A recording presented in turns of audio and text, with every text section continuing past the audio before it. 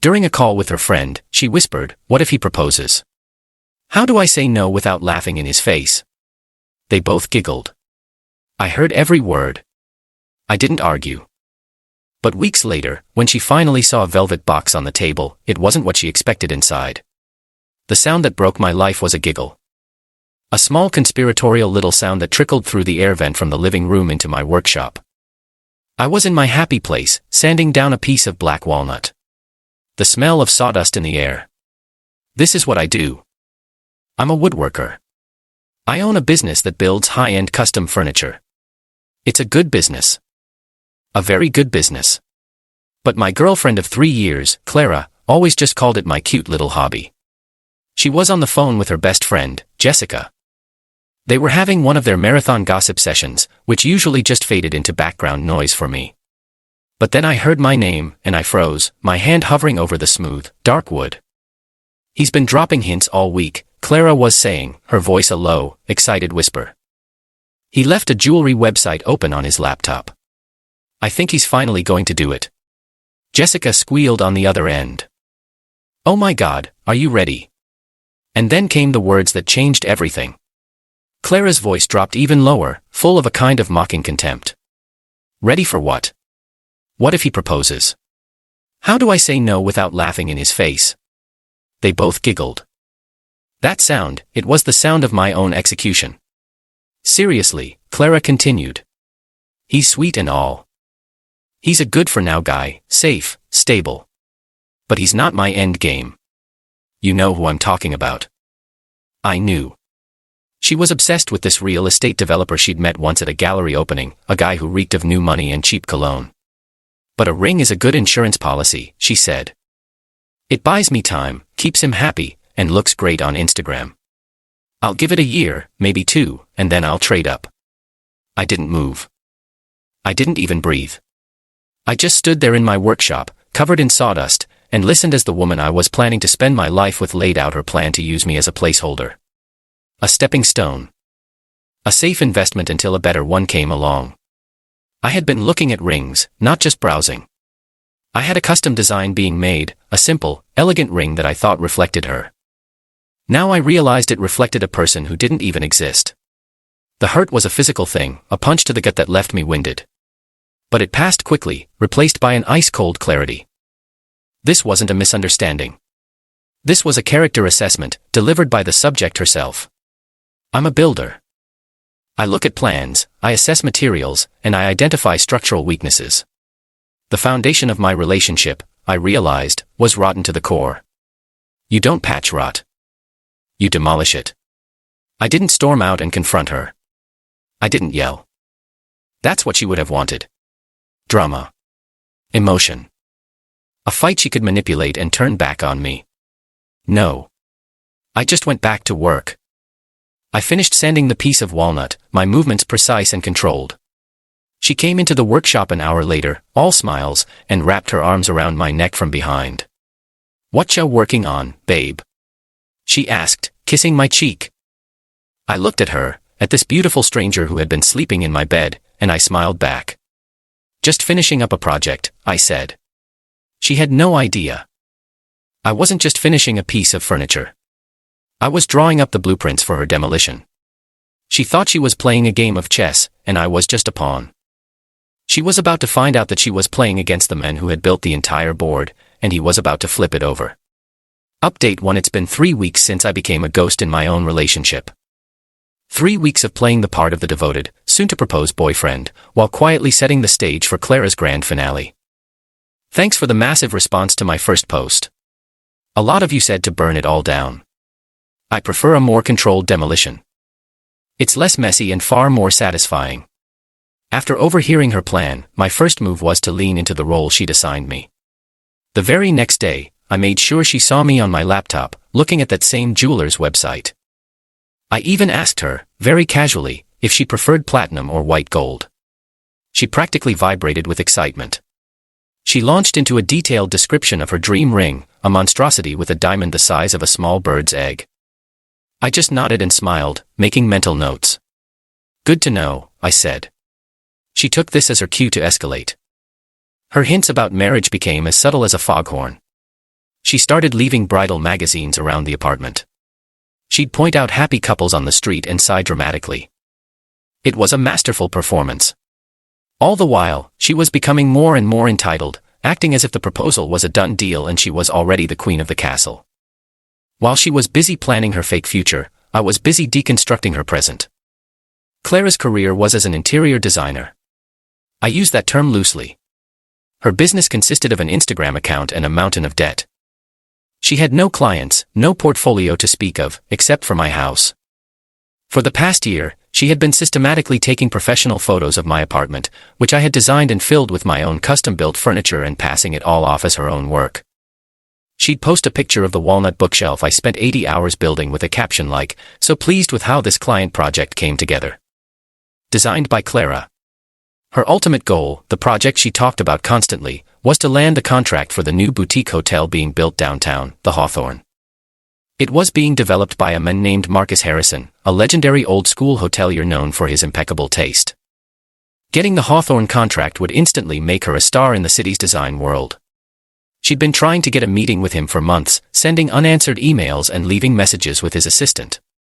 This is where her ignorance about my cute little hobby became her undoing.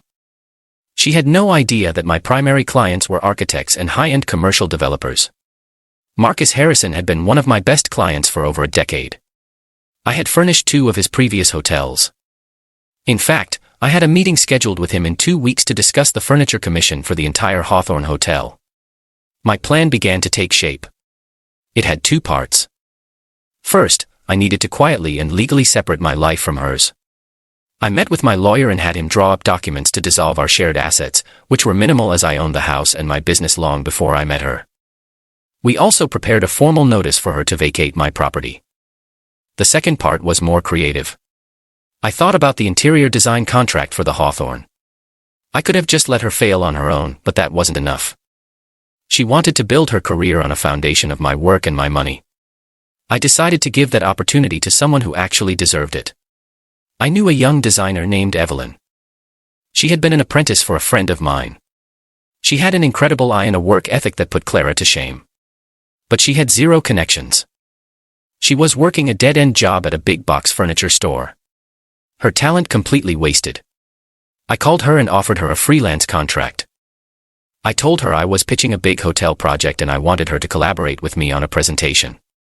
I wanted her to develop a full interior design concept for the hotel lobby that would complement the furniture I was proposing to build. I gave her a generous budget for materials and a handsome fee for her work. She was so grateful she was nearly in tears. For the next 2 weeks, while Clara was busy picking out her engagement announcement outfit, I was having secret meetings with Evelyn. We worked in a rented studio space across town. Her ideas were brilliant.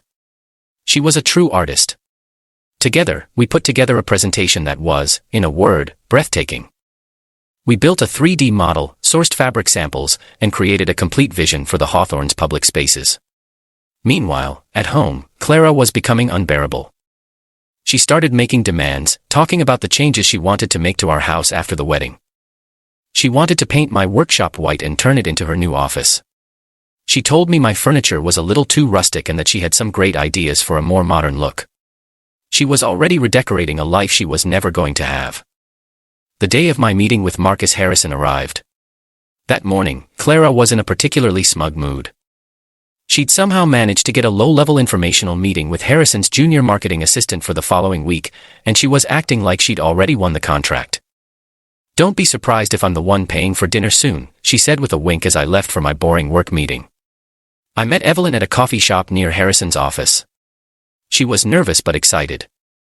I told her that I was going to present her as the lead designer on the project. "Your work deserves to be seen," I told her. "Just be yourself. You've got this." We walked into that meeting, and Marcus Harrison's face lit up when he saw me. We were old friends. He had no idea I was even in a relationship. I introduced Evelyn, and for the next hour, we walked him through our presentation. He was blown away. He loved the furniture designs, but he was absolutely captivated by Evelyn's overall vision. He kept saying she had the exact aesthetic he'd been searching for. At the end of the meeting, he looked at me, then at Evelyn. "The furniture commission is yours, of course, old friend," he said to me. Then he turned to her. And young lady, the interior design contract for the entire hotel is yours, if you'll have it. Evelyn just stared at him. Speechless. I watched as this talented, hard-working woman was handed the opportunity of a lifetime. The very opportunity Clara felt she was entitled to. We walked out of that office with a contract that would not only secure my business for the next year, but would launch a deserving designer's career into the stratosphere. The trap was now set. All that was left was for the target to walk into it. I had one final performance to give. The proposal. Final update. It's over. The curtain has fallen on the comedy of my relationship and the silence is beautiful. I'm sitting in my workshop, the air smelling of fresh-cut oak, and I've never felt more at peace. The night after we secured the Hawthorne contract, I set the stage. I told Clara I wanted to celebrate. I said I had a surprise for her. Something we'd both been looking forward to. Her eyes lit up. This was it. The moment she'd been waiting for. I cooked her favorite meal. I opened a bottle of the expensive champagne she loved. I put on the soft, jazzy music she always said was romantic.